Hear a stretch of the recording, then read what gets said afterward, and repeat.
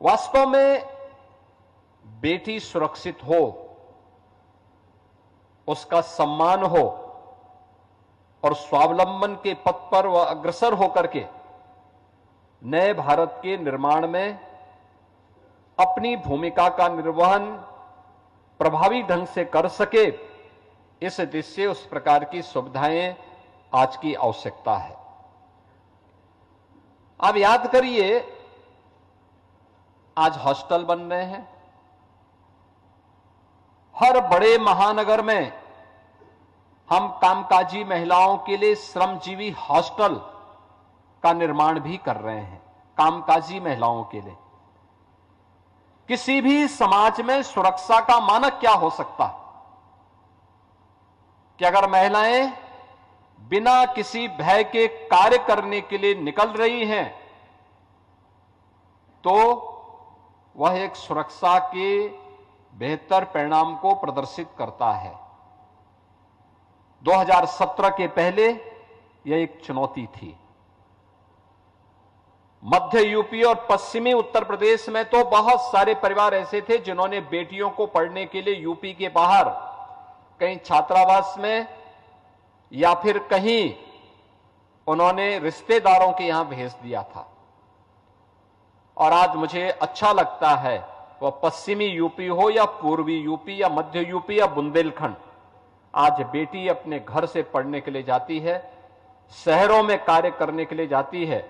और इन 9 वर्षों में उत्तर प्रदेश के अंदर वीमेन वर्कफोर्स, उत्तर प्रदेश के अंदर सरकारी हो या निजी क्षेत्र में, यह 12% से बढ़कर के अब 36% को क्रॉस कर चुका है। यानी 2017 के पहले जो कामकाजी महिलाओं की संख्या थी वह 12% से कम थी, आज वो बढ़कर के 36% पहुंच चुका है। आज हमारा जो सबसे महत्वपूर्ण दायित्व बनता है कि हम समय के अनुरूप अपने आप को अपडेट करें।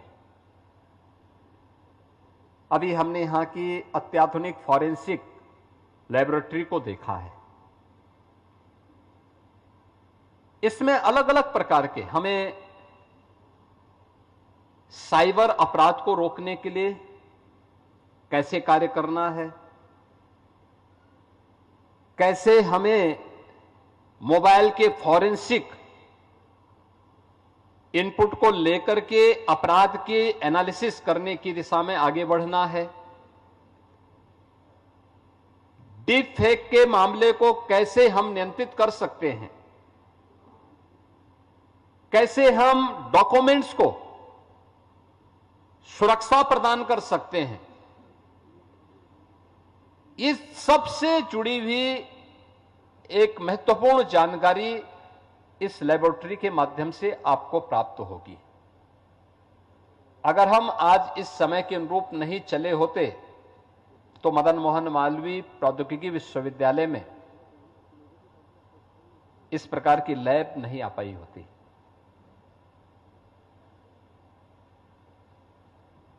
दो 2017 के पहले उत्तर प्रदेश के अंदर फॉरेंसिक की केवल 2 ए ग्रेड की लैब थी। आज यूपी के अंदर हमारे पास, यूपी पुलिस के पास, यूपी में 12 ए ग्रेड की फॉरेंसिक लैब हैं। 12, 6 निर्माणाधीन हैं और वर्ल्ड क्लास उत्तर प्रदेश का, यूपी पुलिस का फॉरेंसिक इंस्टीट्यूट लखनऊ में बन करके वह एक नए पाठ्यक्रम को वहां पे बीटेक एमटेक के पाठ्यक्रम को प्रारंभ कर चुका है। 3 नए कानून लागू होने के बाद पूरे देश के अंदर 7 वर्ष से ऊपर की सजा के लिए किसी भी आपराधिक मामले में यह अनिवार्य किया गया है कि इसमें फॉरेंसिक एविडेंस आवश्यक है। अगर फॉरेंसिक एविडेंस नहीं तो अपराधी छूट जाएगा। इसके लिए हम लोगों ने 75 जनपद हैं, 75 जनपदों में प्रत्येक जनपद में दो मोबाइल फॉरेंसिक लैब भी उपलब्ध करवाई है। आप सोचो, समय है 9 वर्ष, लेकिन इसी में 12 फॉरेंसिक वर्ल्ड क्लास की लैब भी बनी है, फॉरेंसिक इंस्टीट्यूट भी बना है, 6 निर्माणाधीन भी है, और 75 के 75 जनपदों में हमने मोबाइल फॉरेंसिक लैब भी दे दी है। जब हम 17 में आए थे तब उत्तर प्रदेश के अंदर केवल 2 साइबर थाने थे। आज 75 जनपदों में उत्तर प्रदेश के अंदर फॉरेंसिक थाने हैं और 1681 थाने हैं। हर थाने में एक साइबर हेल्प डेस्क भी है। साइबर हेल्प डेस्क में एक पहले से साइबर अपराध को कंट्रोल करने के लिए और इसके बारे में व्यापक जानकारी देने के लिए भी एक स्किल मैन पावर वहां पर मौजूद रहता है, जो लोगों को इसके बारे में बताता है। कोई भी आता है उसको बताता है क्या इसमें होना चाहिए, आगे का हमारा स्टेप क्या होना चाहिए, और इस दौरान साइबर थाने के माध्यम से हम उसको कंट्रोल करने की दिशा में कार्य भी प्रारंभ करते हैं। सैकड़ों करोड़ रुपए इस दौरान उत्तर प्रदेश के साइबर थानों ने साइबर अपराधियों से बचाने में सफलता प्राप्त की। पहले 2 फॉरेंसिक लैब थी यूपी में, अपराध होता था वर्षों वर्षों तक, एविडेंस के बारे में कोई रिपोर्ट नहीं आती थी, परिणाम था अपराधी छूट जाता था। आज अपराधी छूटेगा नहीं, आज अपराधी के गले तक पुलिस का हाथ होता है और अपराधी को सजा करवाने में फॉरेंसिक एविडेंस उसका सहयोग करता है और अपराधी सजा पाता है और एक पीड़ित व्यक्ति न्याय पाता है। यह तेजी के साथ बढ़ रही आज की आवश्यकता के अनुरूप सरकार के द्वारा किए गए कार्यों को आगे बढ़ाने का परिणाम है। और उत्तर प्रदेश राज्य इसमें क्यों पीछे रहे? क्योंकि जब हम यूपी जैसे राज्य की बात करते हैं, भारत की सबसे बड़ी आबादी का राज्य है, 17 के पहले पहचान के संकट के लिए मोहताज था, लेकिन हमने इस आबादी को केवल आबादी नहीं माना। लोग हमें शक की निगाहों से देखते थे। हम लोगों ने कहा नहीं, हमारी जो ये आबादी है ये भारत का सबसे अच्छा डेमोग्राफिक डिविडेंड है, ये हमारी पूंजी है। इलेक्ट्रॉनिक कंपोनेंट भारत के अंदर जितना भी बन रहा है उनमें से 60% अकेले यूपी के माध्यम से ही वे सब बनाए जा रहे हैं। आप देख सकते हैं यूपी के अंदर अलग अलग क्षेत्र में, नोएडा, ग्रेटर नोएडा आज आईटी एंड इलेक्ट्रॉनिक्स का एक मैन्युफैक्चरिंग हब बना है। कानपुर लेदर और ड्रोन का हब बना है। हमारा पूर्वी यूपी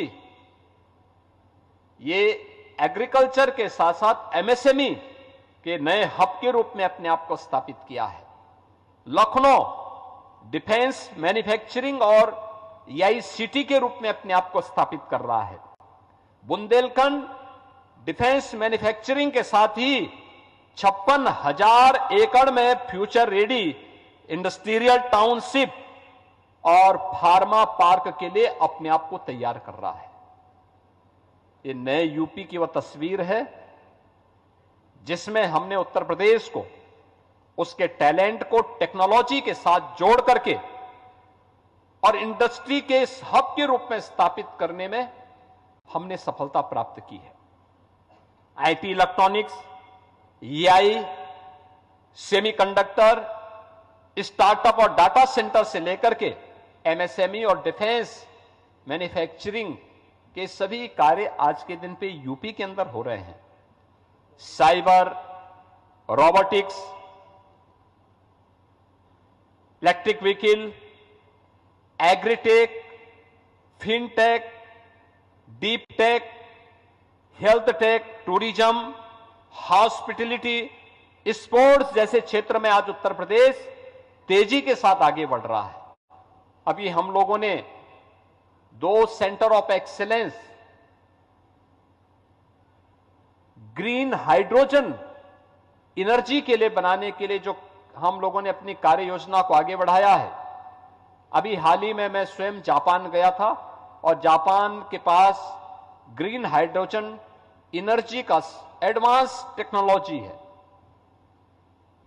अभी जापान की वो टीम यूपी के अंदर आ रही है और उसी दिशा में कार्य करने के लिए हम लोगों ने मदन मोहन मालवीय प्रौद्योगिकी विश्वविद्यालय को भी चयन किया है कि मदन मोहन मालवीय उस ग्रीन हाइड्रोजन को एनर्जी के रूप में, क्योंकि आप देखते होंगे उत्तर प्रदेश के अंदर देश की दुनिया की सबसे उर्वरा भूमि ही नहीं है, बल्कि सबसे अच्छा जल संसाधन भी है। और जल, इसमें अगर आप देखेंगे जल के फॉर्मूले को ही अगर आप देखेंगे, 2 मात्रा हाइड्रोजन की है और 1 मात्रा ऑक्सीजन की है। ये 2 मात्रा को आप एनर्जी में बदल देंगे तो उत्तर प्रदेश तो एनर्जी के एक नए केंद्र के रूप में दुनिया के अंदर अपने आप को स्थापित कर देगा। आपको पेट्रोल और डीजल पे भी निर्भर रहने की आवश्यकता नहीं पड़ेगी। हमारा किसान भी है और आपका यानी वो इथेनॉल से भी एनर्जी दे देगा और आप ग्रीन हाइड्रोजन से दे देंगे और रिन्यूएबल एनर्जी के साथ उसको जोड़ देंगे। ये ग्रीन हाइड्रोजन एनर्जी उसको आगे बढ़ाने में एक बड़ी भूमिका का निर्वहन कर देगा और हम लोगों को देख के बहुत अच्छा लगा कि इस दिशा में कार्य हो रहे हैं। आईआईटी कानपुर और एससीपीजीआई लखनऊ के साथ हम लोग आज मेडटेक पर काम कर रहे हैं। ऐसे ही डीप टेक पर आईआईटी कानपुर और आईआईटी बीएचयू के साथ हम काम कर रहे हैं। पूर्वी उत्तर प्रदेश के अंदर एग्रीटेक पर वर्ल्ड बैंक के साथ मिलकर के उत्तर प्रदेश सरकार कार्य को आगे बढ़ा रही है। हमने पूर्वी उत्तर प्रदेश के 28 जनपदों को इसके लिए चयन किया है और बुंदेलखंड के जनपदों को इसके साथ जोड़ा है, जहां पे एग्रीटेक पर राज्य सरकार तेजी के साथ इसे आगे बढ़ाते हुए इसमें निवेश, इसमें नवाचार और इसके माध्यम से रोजगार के नए नए द्वार खोलने की दिशा में हम आगे बढ़े हैं। आज मुझे बताते हुए प्रसन्नता है, उत्तर प्रदेश तेजी के साथ इस दिशा में आगे बढ़ा है और आज का एक समारोह उसी कड़ी को आगे बढ़ाने की दिशा में एक मील का पत्थर साबित होने जा रहा है। मैं विश्वविद्यालय परिवार को इस नवीनतम जो फॉरेंसिक लैब है, इसके उद्घाटन के अवसर पर विभागीय मंत्री श्री आशीष पटेल जी को, विश्वविद्यालय के कुलपति और विश्वविद्यालय के सभी यहां पे संकाय के जितने भी हमारे आचार्यगण हैं, सदस्यगण हैं, सभी छात्रों को इसके लिए बधाई देता हूं।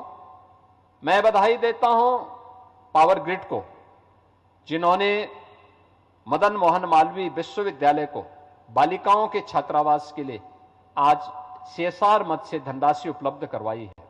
और मैं आप सबको इस बात के लिए आश्वस्त करता हूं कि जितने भी हमारे आज के इमर्जिंग टेक्नोलॉजी के केंद्र, उसे हमें आज के दिन पर आज की उस आवश्यकता के अनुरूप हमें कार्य करना होगा। अभी यहां गोरखपुर में हम लोग एक centre of excellence Tata technologies के साथ मिलकर के प्रारंभ कर रहे हैं और ये Maharana Pratap institute of technology उसको आगे बढ़ा रहा है, जिसमें AI labs, drone, cyber crime, space technology के साथ ही रोबोटिक की भी, 3D प्रिंटिंग की भी, इन सभी से जुड़ी हुई वर्ल्ड क्लास लैब्स बन चुकी है। और वो सेंटर ऑफ एक्सीलेंस पूर्वी उत्तर प्रदेश के नौजवानों की स्किलिंग का एक बेहतरीन केंद्र बनकर के यहां पे, जो मैंने पहले भी कहा कि आज की आवश्यकता के अनुरूप हम स्किल मैन पावर यहां की इंडस्ट्री को भी, देश को भी उपलब्ध करवाने के लिए इन सेंटर ऑफ एक्सीलेंस और इन विश्वविद्यालयों को, तकनीकी संस्थानों से हम उपलब्ध करवाने में सहभागी बन पाएंगे।